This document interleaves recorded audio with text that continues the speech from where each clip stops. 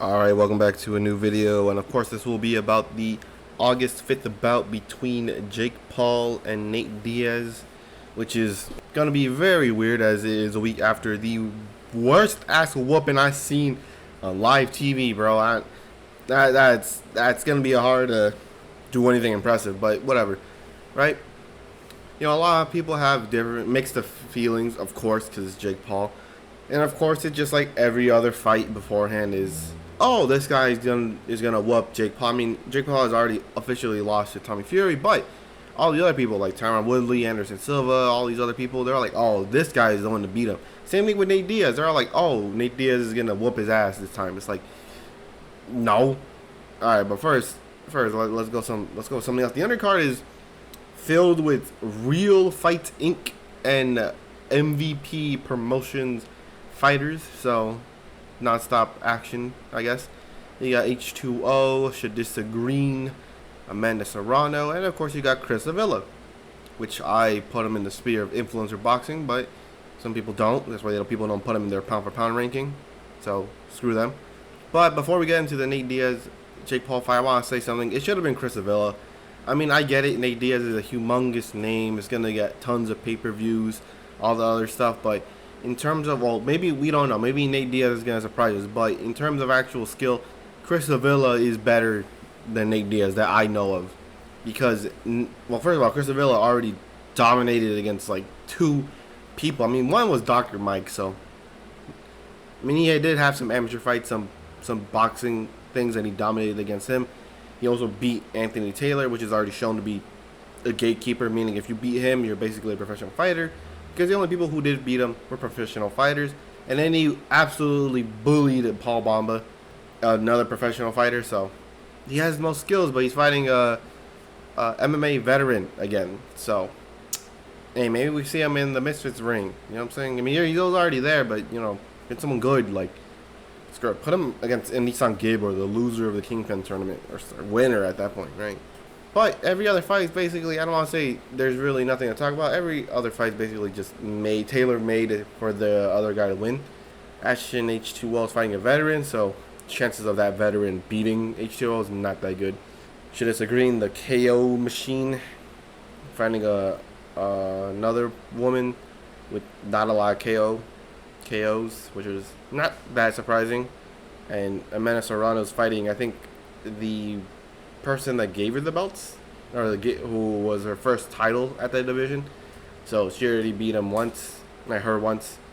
She's probably gonna do it again. But now, of course, it's the main event: Jake Paul versus Nate Diaz. It's gonna be a very interesting one. As I think it is actually officially 10 rounds now instead of 8, which is really good because Jake Paul gets more rounds in, as Tommy Fury is going to be fighting KSI, which is going to give him experience, but not in terms of rounds, if you get what I mean.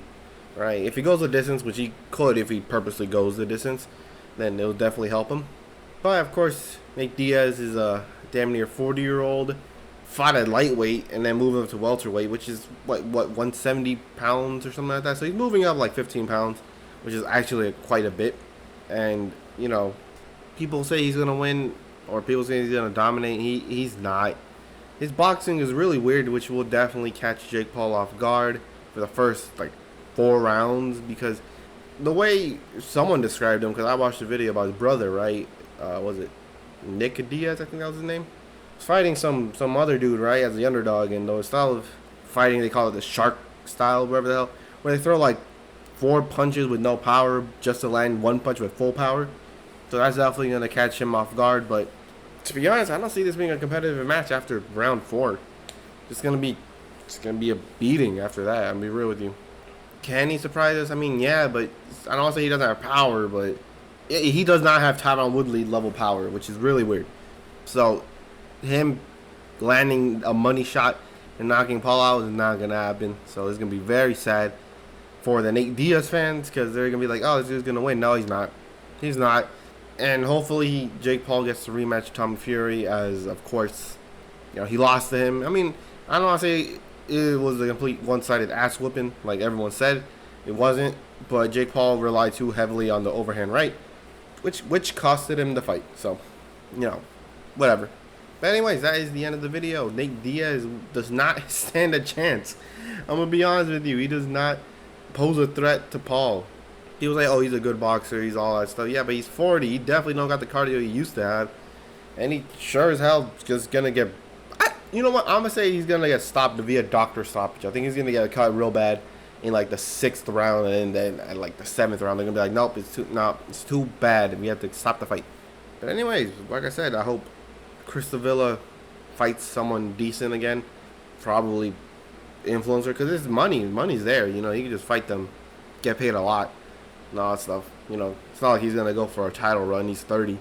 But of course, the next video will not be the Artur Beterbiev versus Callum Smith fight, because Beterbiev got a dental injury, so he got an infection or something, right? Hope he recovers quick, and it was on his jaw, so let's hope it recovers really well, because if not, he's gonna get knocked out. But in fact, it will be the Emmanuel Navarrete versus the Oscar Valdez fight for the WBO Super Featherweight Championship of the World. Gonna be a absolute, what as people say, a barn burner. Like I said, hope you enjoy the video, and I'll catch you in the next one.